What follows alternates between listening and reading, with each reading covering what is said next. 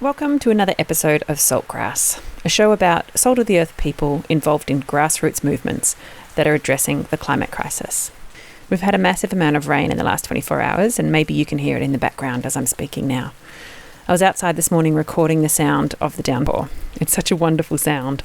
As I record this episode, it is midsummer in Australia, and Jarrah country is a dry, dusty place around now. But not today. In today's episode, we're talking with Anton Vikstrom, co-founder of the Good Car Company. These guys are helping the electric car, or EV, transition happen in Australia by facilitating bulk buy purchases of second-hand vehicles from Japan. Sometimes I look at cars in my town and feel a kind of despair that the transition to EVs is not happening fast enough around the world, but especially here in Australia. According to a recent Guardian article, Australia trails nearly all comparable countries on EV uptake. Only 0.6% of new cars sold are electric, compared with about 5% or 8% in other markets, and in Norway, about 60% of new cars sold are electric. Norway has offered huge incentives to consumers via waiving import tax and toll fees on EVs, amongst many other things, which accounts for their extremely high uptake. And I've got an article in the links at the podcast description at saltgrasspodcast.com for this episode, where you can read the story about how a local pop band helped create the EV movement in Norway, which is quite a funny story because they broke quite a few laws and got lots of fines in the meantime, which they refused to pay, which is all part of it. So go check that out. It's quite great. The band is AHA. Meanwhile, countries like Britain and Japan have announced that they will ban the sale of new fossil fuel cars in 2030 or 2035, so in the next 10 years or so, which is a really great step forward as well. That still means that there will be fossil fuel consuming cars for the next 20 to 30 years, I guess, but to ban them is a great step. I would have an electric vehicle in a heartbeat, but new EVs are way out of my price range, and second-hand ones are a risk. You never know how old the battery is or how well the car's been treated. So what do these guys at the Good Car Company do to make second-hand EVs accessible and attractive to Australian drivers? And what are some of the unexpected benefits of having an electric vehicle? But first, Saltgrass is produced in Castlemaine on Jarrah country, home of the Judgerung people. I pay respects to elders past, present and emerging, and hope that one day we can take care of the land as well as they have done for millennia. Salt.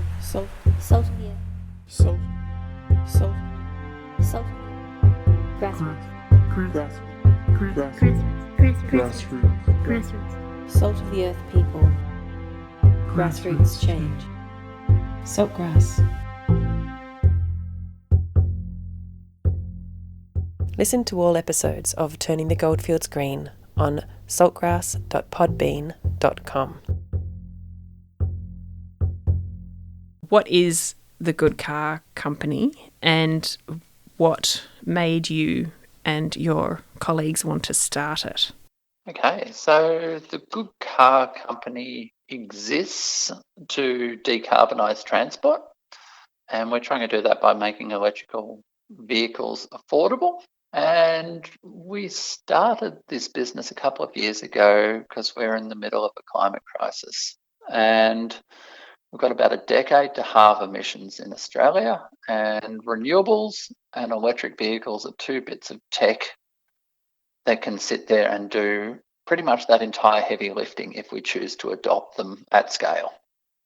And we looked at the research out there, and it went that it was basically about half of people who want an electric car didn't want to spend more than $30,000, and there's no cars remotely near that price point. So Hepburn Shire, part of their ZNet or zero net emissions goal for the next 10 years is to obviously reduce emissions. And as you said, one of the best ways to do that is to get as many cars or vehicles off the fossil fuel of petroleum and make them electric. So they have got you guys in to help speed that process up via a bulk buy. So what sort of process do you go through when you're trying to convince people that buying a second-hand electric car is a good idea? Because I mean, as we know, even with phones and computers, within a couple of years, you really don't want the model that's 2 years old because the technology's improved so much. Is that a hard sell, or are there people keen? There are people keen. I think it's about talking to the right people and being genuine. And it's about providing the information, warts and all. So there's some great things about the electric vehicles we've got. There's some not so great things about them. And people deserve to know that before they actually do the purchase. So we try and be very honest about it. So give the information across warts and all. And there's plenty of people who are right at the moment going, well, what can I do? And it's pretty much it's all hands on deck at the moment with climate change, and it's waiting another decade for it. It's probably not going to work so well. So as purveyors of vehicles, the best vehicle you can have is none at all. So if you can work out how to walk or ride or do your journeys like that at much lower emissions, and if you are jumping into a car, it's how can you share one, how can you use public transport, or how can you do it as zero emissions. So there's a few different ways to kind of get a low carbon transport approach. Yeah, so I guess people who are really feeling like electric cars, they need to have a car for a start, and then they are really wanting to make a difference to their own personal carbon footprint. They would seriously look at a secondhand car if that helps them afford it. Indeed, and there's a bit of a trade-off. An electric car that's not actually doing many kilometres isn't that good for the environment because there's a lot of embodied energy in the vehicle. One that's doing a lot of kilometres is being incredible. From our figures, it takes about 2 or 3 years for an electric vehicle to pay off its carbon debt from its manufacturer. So the first few years, it's worse than the petrol car. And then after that, it starts having its kind of carbon dividend, so to speak. So by the time people are buying, well, you were buying these cars secondhand, have they mostly paid off their carbon debt already? Yeah. Most of them have. Some of them are fairly new and haven't done many kilometres. So it's kind of better from an actual purchasing a secondhand car perspective. But from that carbon perspective, you'll have to do the work on paying down that carbon from manufacture. Yep. And so where are you getting the cars from? So we're sourcing most of our vehicles from Japan, which has got a crazy taxation system, which makes old vehicles incredibly expensive to keep on the road. As a result of that, they have a lot of cars being sold secondhand and out of the country.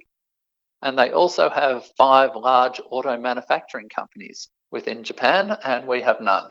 So keeps the business rolling, doesn't it? It's an industry support approach, and it's worked for Japan manufacturing, but there's quite horrendous depreciation on a car in Japan as well.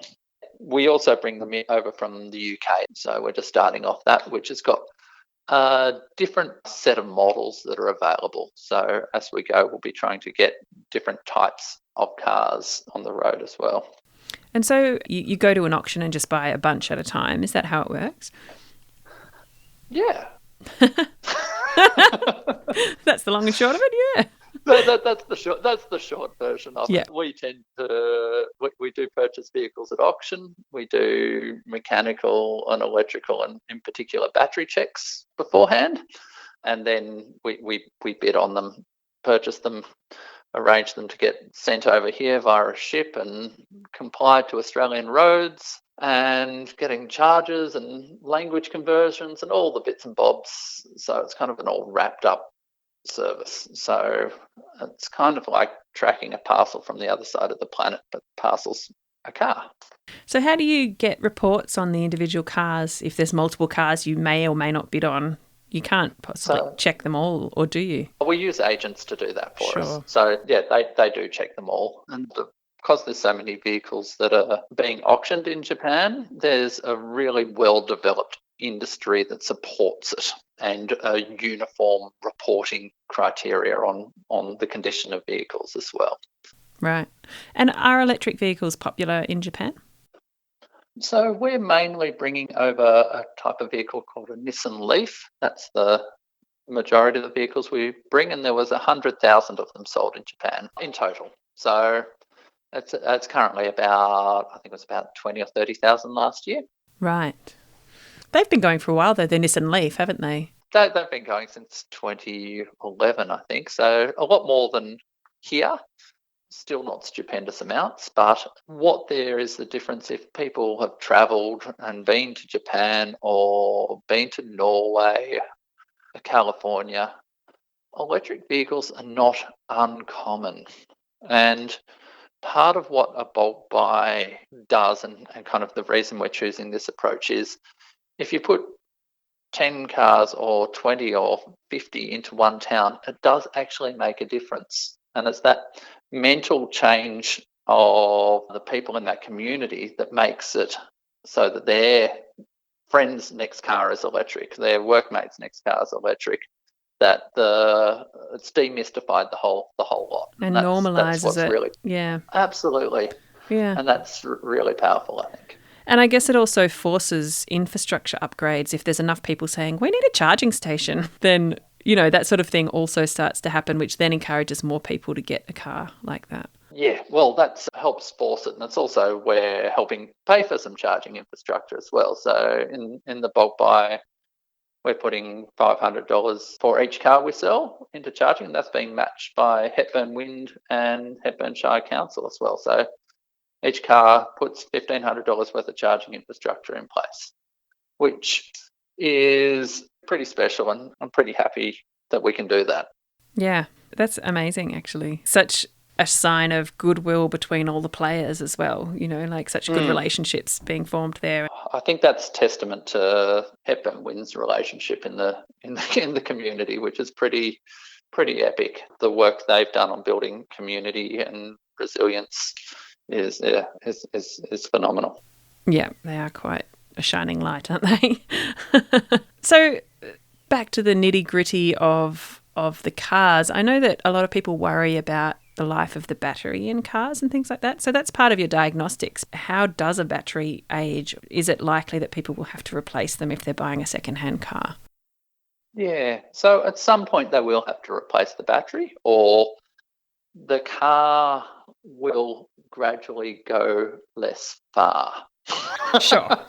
So the long-term average is around 3% degradation per year in the vehicles we've got. Some EVs are higher than that, some EVs are lower than that. And there's a few different things you can do as an owner of an electric car to prolong the life of your battery. But as time goes and the more times it's charged and discharged, gradually it'll degrade. And it's possible to change out the batteries for other ones in the future as well. Is that very costly though? Yes, it is. Don't put your punches. So we're looking at around $12,000 for a battery replacement at the moment, and we expect that to come down over time. Yeah, and we expect that point to be at around 150,000 kilometres or somewhere around there, depending on the model. What's really nice from a circular economy story is the batteries that come out of the old electric cars have another life left in them. So they can become stationary storage, like a Tesla Powerwall or so on. All the cells can be rebuilt into stationary storage. And there's a company in Melbourne who's specialising in that technology. They've built all the circuitry and control systems to do that. They're exporting their tech to Europe at the moment to do that, and they're called Relectrify. Relectrify, I like it. That's actually really good to know, because a lot of people worry. I mean, batteries these days are pretty recyclable, but historically they've had a bad rep as being very toxic if going to landfill and, all of that stuff. There's been some cadmium, like a serious heavy metal has been in most rechargeable batteries. 20 years ago, that was kind of the best tech we had. And that stuff will poison your soil forever. Lithium's relatively benign comparatively. And the next end of life stories, we're at about 98% recovery of materials in the batteries after that. That's amazing, 98%. Yep. That's really good. Yeah, well, there's still 2% to go. So Yeah. definitely we need to be thinking long term about how we can get this to much lower levels of waste as well. So it's by no means the perfect solution, but it's the best we can put our hands on at the moment. In terms of waste when it comes to vehicles in their entirety, I keep on hearing rumours or ideas that cars should be made of components that can be replaced indefinitely. Do you know if there are any car manufacturers looking at that? Yeah, I haven't heard of that one about replaced indefinitely. I think what is generally the case is because technology tends to move rather rapidly with vehicles, that there does become serious efficiency cases to take the vehicle off the road after a certain amount of years.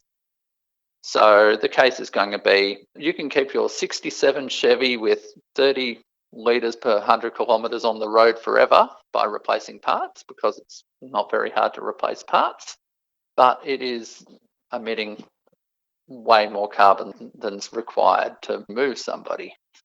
So in that case, it's not actually a good case to keep that car on the road. You're better off melting it down and making frying pans out of it. Yeah.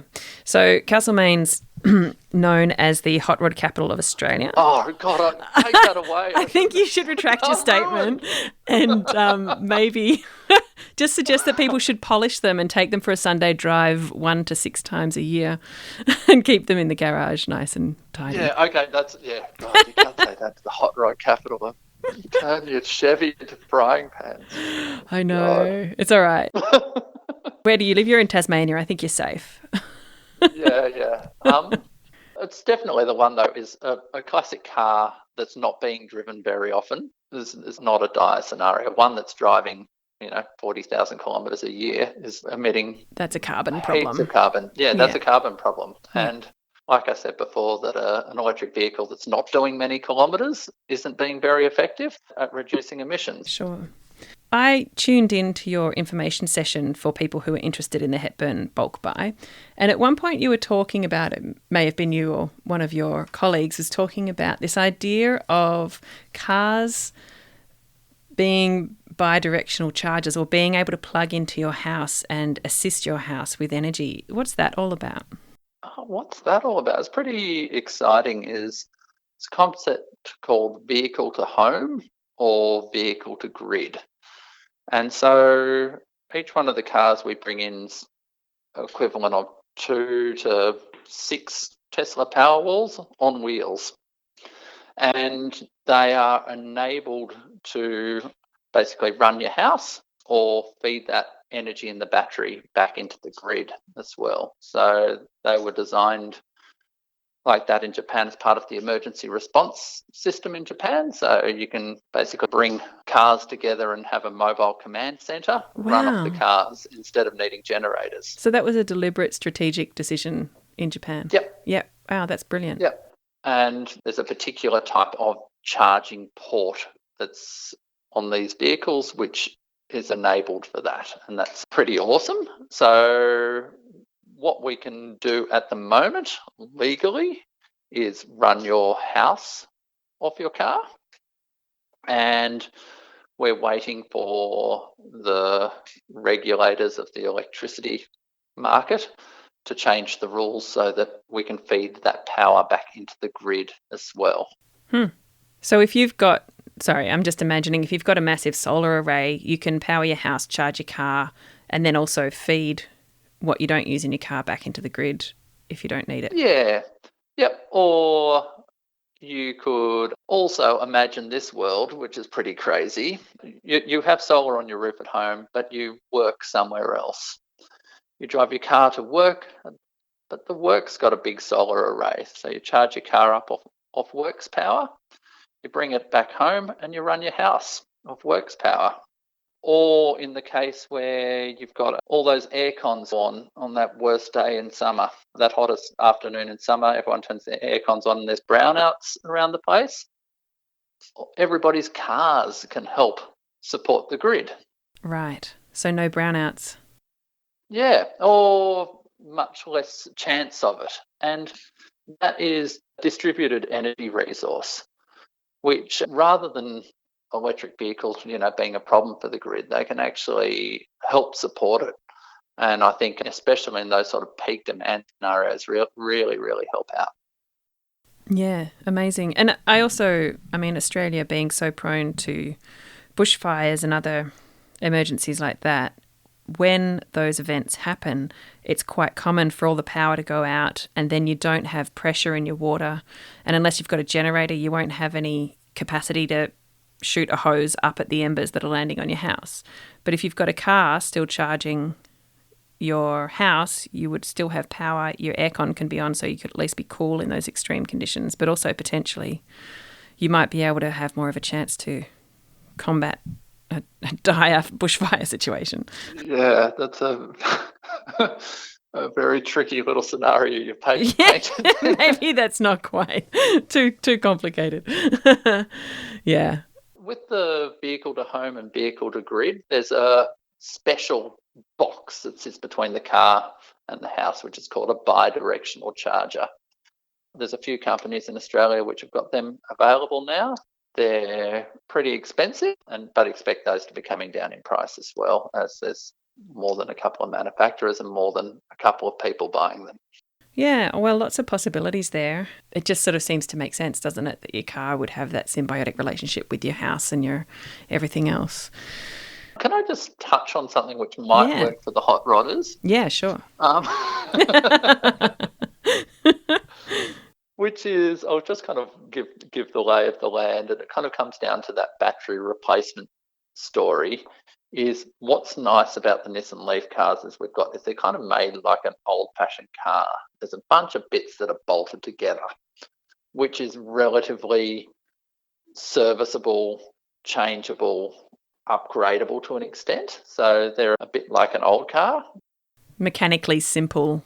Relatively mechanically simple, whereas the Tesla's total black box. A pretty awesome black box, but you wouldn't be able to get in and you wouldn't know what to do if you got in. Yeah. And the other one is we've got these little electric vans, which I'd love to get someone to turn it into an electric ute for us. I'd love an electric ute.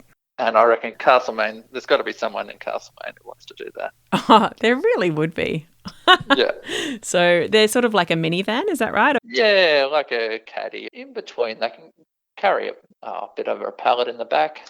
We can have them in 2-seater, 5-seater or 7-seater vans.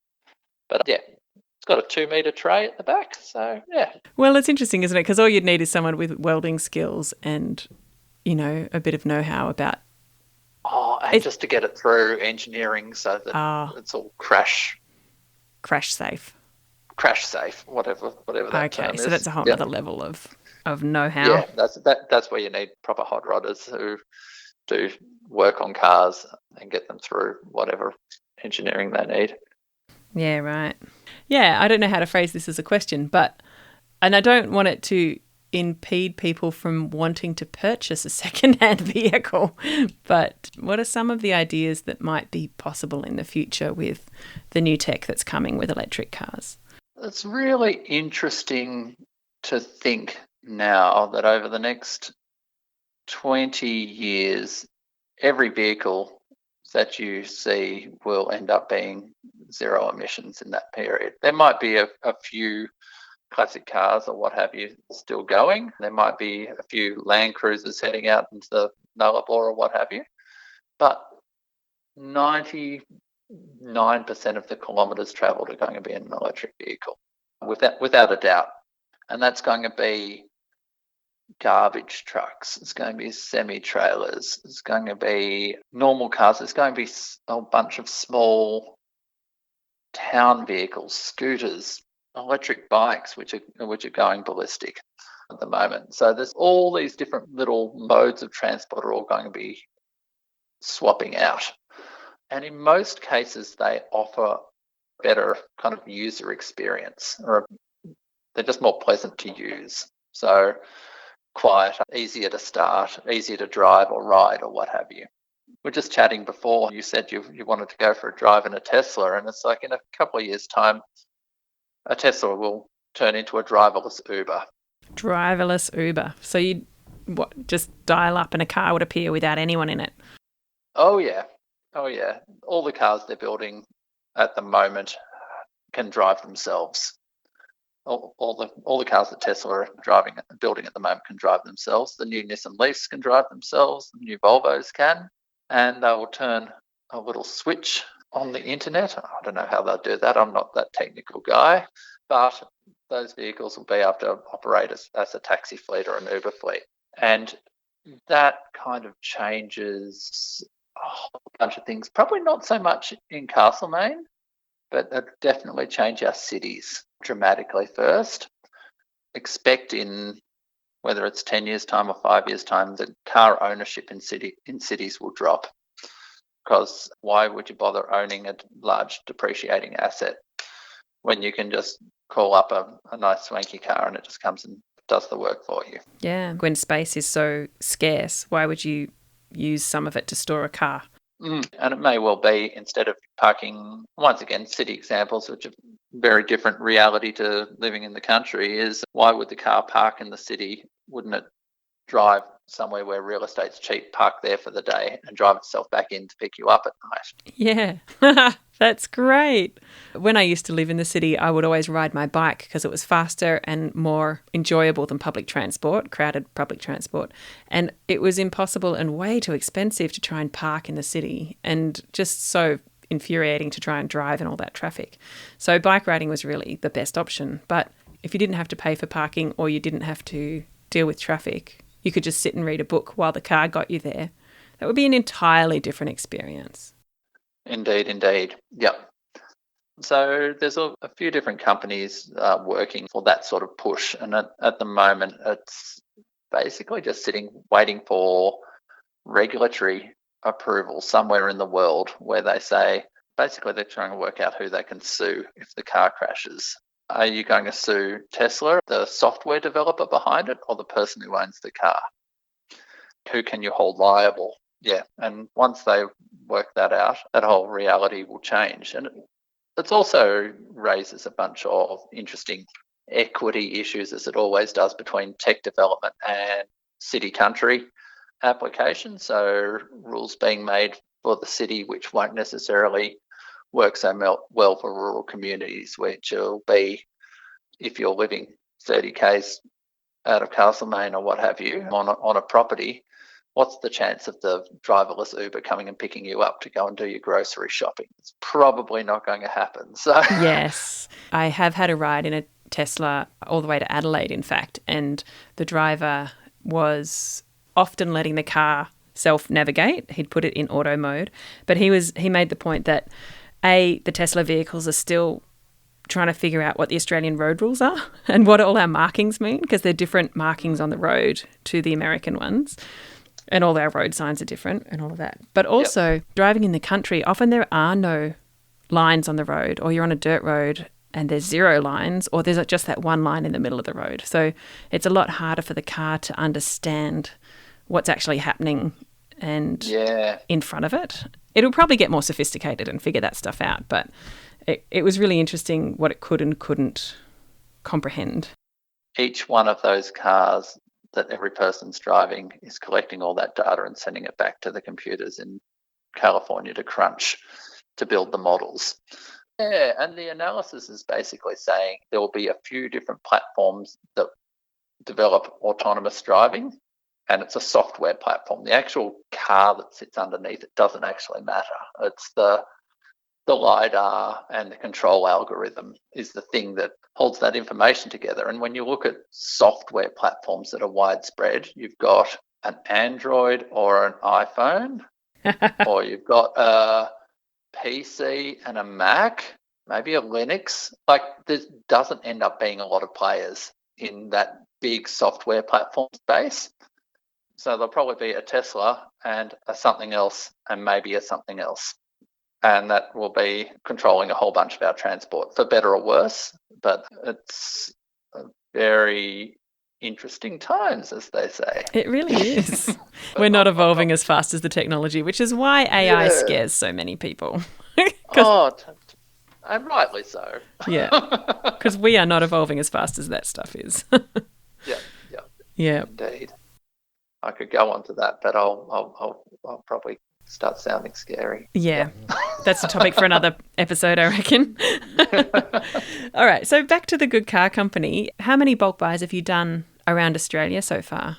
You've mostly been in Tasmania so far, haven't you? Yeah, so we're a Tasmania-based company, moving on to the mainland at the moment. So Hepburn's our first on the mainland. We've done 3 in Tassie, and coming up in the new year, we're doing bulk buys in Canberra, Sydney, and Geelong. The next ones we're off to. I guess it would vary from place to place. Have you had some good success in getting people to sign up and have a go? Pretty good. Our best one at the moment's been 30 vehicles. Doesn't sound like a lot, but it's a lot when you put them into one little area. Yes, definitely. So when I go out, today I saw 2 other electric cars that we brought in within 2 kilometres of my house, just driving around. So, yeah, definitely changing the story. So we have aims to being around 30 to 50 cars a month is the position we want to be next year. And in context, that's probably sold as many cars as all the rest of the electric car dealerships in Tasmania in the same period. Yeah, right. And that's Combined. in terms of, so that's what the second-hand vehicle market is. Most people don't buy new cars, and we're expecting a whole bunch of people to save up and spend $90,000 on a Tesla or what have you, when that is so far beyond most people's capacity. Oh, I haven't spent more than $10,000 on a car in my life. No, neither have I. I bought a $5,000 car recently and was the most expensive and newest car, relatively, that I'd ever had. Yep. And it was still 10 years old. Yeah. And then expecting everybody to kind of go and spend that amount of money, it's kind of unrealistic and not quite right. So yeah, absolutely. What we can offer is something that's good quality and affordable. When you don't spend as much money, the car doesn't go as far. Is the blunt reality of it. Per charge is what you mean. Yeah, per charge. Yep. And a lot of people don't drive their cars a long distance. Many people do, and for that you have to spend more money or try some other approaches. But for someone who's got a regular commute where they're doing their 50 Ks a day or 20 Ks a day, then it's like a remarkably efficient and affordable swap out for people. I guess for us in Castlemaine, for example, it's about 120 Ks to the city, but that's just this side of the city. And my family, for example, lives on the other side of the city. So for me to get to them and back would take more than one charge in most vehicles.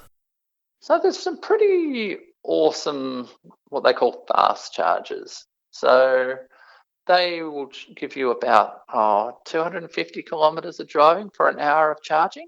As long as your car has the capacity for that you purchase. Most of them do. You'd have to struggle to find one that doesn't do something like that. The model is often those fast chargers are next to a cafe or something like that, or a dodgy hot dog stall at a service station. You pull up, have a cuppa, charge up, and you've got in half an hour you've got 150 k's of driving or something in the battery, and away you go. And the other one also is when you're visiting your friends, is it just opportunistically you can just plug them into a PowerPoint. So it doesn't need to be fancy infrastructure, and a PowerPoint helps. And especially if you're staying somewhere overnight, you get a lot of driving just from that opportunistic charge. Sure. You guys mentioned in the talk how much petrol Hepburn spends in a year. Oh, yeah. It'd be interesting to understand what the difference is in terms of carbon if we did take a shire like Hepburn or the Mount Alexander Shire where I'm in. If we did transition most people to electric cars, what a difference that would make to the carbon footprint. So Hepburn Shire's done this awesome project called ZNet, where they're looking at all of the energy and emissions from across the Shire and working out a plan on how to reduce the emissions. Now, interestingly, around 64% of all the energy used in Hepburn by residents and businesses is transport fuel. petrol and diesel. And that's a very big number, which is around $57 million a year on petrol and diesel. Wow. Just in Hepburnshire. Just in Hepburnshire, it's around $3,000 a resident. And that's money that's being spent on, well, the money effectively leaves the Shire, effectively leaves Australia. So it's a fossil fuel that's burnt and the money sent overseas, which seems rather ordinary situation. If all of that equivalent energy to do the same amount of transport services was done by electric vehicles, it would cost around $27 million a year.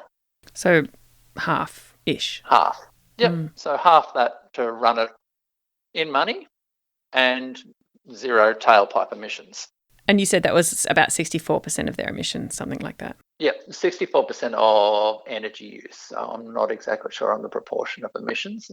Now, the other fun fact, since we're rolling out the fun facts, is if you had to generate the energy in Shire to power all of the transport needs. If everything was electric vehicles. If everything was electric, all the petrol and diesel, that's trucks, buses and cars, you're looking at around $66 million to build that infrastructure. So you can build the infrastructure to run your vehicles in perpetuity for the same as your 1 year fuel bill that you're paying in petrol and diesel. That's an amazing thing, isn't it? Probably not as simple an equation as that. So it doesn't account for electricity retailers and it doesn't account for transmission and a few other odds and sods like that. But it's just kind of, there is an incredible opportunity sitting here, which is, it's like with solar PV. There's a few things where there's what's better for the environment can actually match through to what's better for society and what can save costs. And rarely do they always align. And I think here with electric vehicles, we're rapidly approaching the crossover point where all of those benefits can be accrued, which is once again exciting times. Yeah, definitely. And then I guess if we've got land or, like solar farms and wind farms across our state, we can be self-supplying in that. And then we don't have to rely on international markets for any of our transport or energy needs. And combining that with, you've got a lot of localized generation and the storage that are in the vehicles as well. You can start having a much more decentralized energy network all around the country, which is a good thing. It's a great thing. Yeah. And tell me one last thing. In terms of someone who maybe wants to travel around Australia or even up to Brisbane, for example, I hear that there's a lot of plans in the works for a lot of these recharge stations to be strategically placed right up and down the coast of the east coast of Australia. What do you know about those plans and how far along are they in terms of helping people really go those big distances? Whenever someone's wanting to go a big distance or even a short distance, I recommend they look at a website or an app called PlugShare. And it shows all the charging stations, or most of the charging stations around the country. And it's like a wiki. It's a user-generated data. People check in to show they've been there, the chargers are working and so on. So you can go there and take a look. On the main highways, it's already covered. You can get to Sydney, Brisbane. I think there's a decent charging network all the way up to Cairns on the west coast. You can drive across the Nullarbor if you're terribly keen, but I think you're looking at, you need pretty much a longer range car and a fair bit of time because the charges across there aren't that fast. That's something which most people aren't actually doing. But we had a couple who bought a car from us in Hobart just before the pandemic started.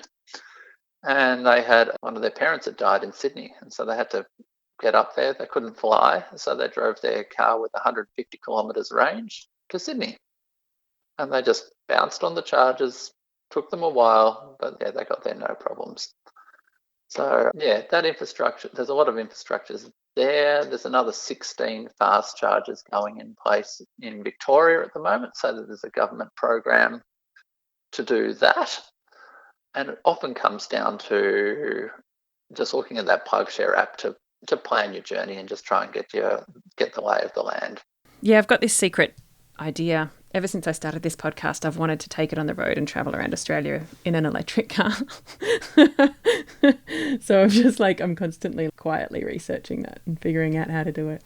Get the PlugShare app. Yeah, even without a vehicle, I'll just get it and have a play with it. Oh yeah, you can just look on the website, but it's got basically they've got green place markers, which are slow chargers, and then they've got orange ones, which are fast chargers. And for planning a long trip, you're looking at the orange chargers. There are some big holes in it as well. So you can go Ballarat, and then the next one's in Horsham. So you don't have a huge amount of choice, but you could figure out other ways as well. Yeah, you can definitely figure out other ways. Another thing, if you're willing to be a guinea pig and you're interested in something, is you get a electric van, set it up as a camper van, put some solar panels on the roof. That's what I've wanted to do. Yeah, okay. I'm like, surely they're self-charging if you just have enough solar panels and you're happy to camp out for a day or two. Yeah, so I think we worked out you'd get about 40 kilometres of driving from a day from a roof full of solar panels, just on average. But you could still charge it when you've got access to chargers. But when you're out bush, you can actually just sit, go 40 Ks, charge, go 40 Ks. Yeah, or you kind of just go like that camping thing, as you just drive wherever. Sit there for half a week and charge and then go. Yeah, what are you doing, eating beans and riding blogs? Yeah. I really want to do that so badly. That would be so great. Yeah, so that's something I'd love to work on, something like that. Yeah, we're getting at the moment rather overpriced van to turn into a camper van. So it's like a commercial, kind of like a transporter, and we're going to turn it into a camper van. Well, if you want someone to drive around Australia and promote you guys the whole time while I'm driving it around, I'll be that person. Yeah. I think we might leave it at Devonport at the other side of the ferry and charge people $200 a day. Oh, okay, yeah, sure. What do you mean you won't just give it to me? Yep. Yeah, that's a fair call. Probably going to be something. I think might be good to get some promotional. Yep.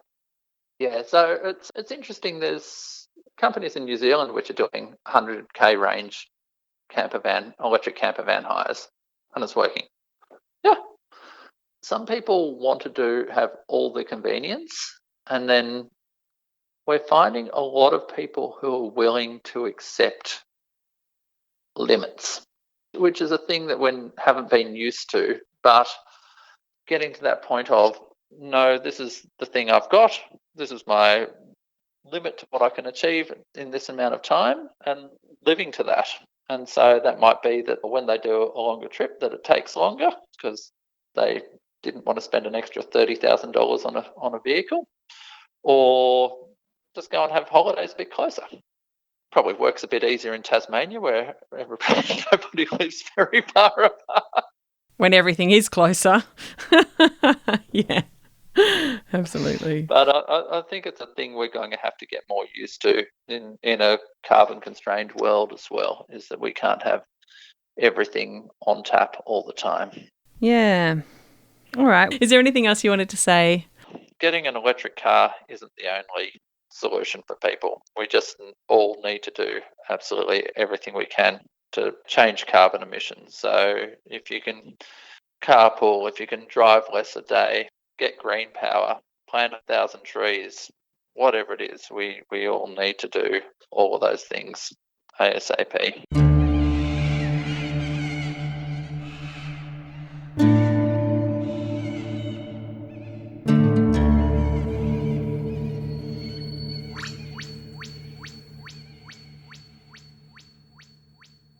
So that was Anton Vikstrom from the Good Car Company. I hope you've enjoyed our chat. If you're interested in finding out more about these guys, I have a link in the episode description at saltgrasspodcast.com. I also have links to the PlugShare app he was referring to and some other EV-related bits and pieces, including some stats from the Australian Bureau of Statistics about our petrol consumption. The transition to EVs can't come soon enough in terms of our society needing to reduce our carbon footprint and wean ourselves from fossil fuels. If these guys can help make more people go electric, then I'm all for it. My name's Ali Hanley and I've been your host today. You can follow us on Facebook and Instagram, and please subscribe to our email list to get reminders and updates about the show. You can go to saltgrasspodcast.com to sign up to the email list. The program was made possible with support from the Community Broadcasting Foundation. You can find out more at cbf.org.au. And this program was produced in partnership with the Mount Alexander Sustainability Group, MASG, and Main FM. If you'd like to respond to something discussed in the program, we would really love to hear from you. So please email us at saltgrasspodcast@gmail.com. Thanks for listening. Talk to you again soon. Salt of the earth. Salt. Grassroots. Salt of the earth people. Grassroots change. Saltgrass. Listen to all episodes of Turning the Goldfields Green on saltgrass.podbean.com.